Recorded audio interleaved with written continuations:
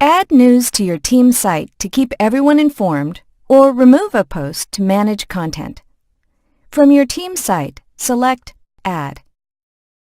Here's where you'll create your news post. Add a headline, and you can also add a background photo.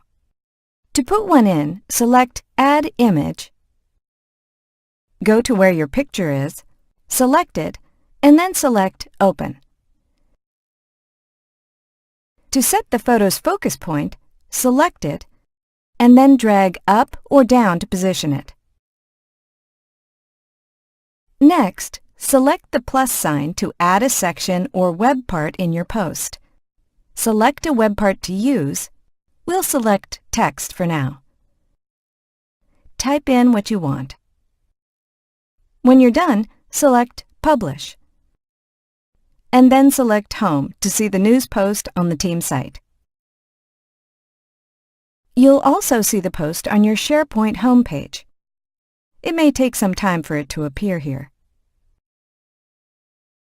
To remove a news post on your site, select Pages. Choose the post you want to remove. You'll know it's selected when a green check mark appears. Select Delete, and then delete once more to confirm. And your post is removed.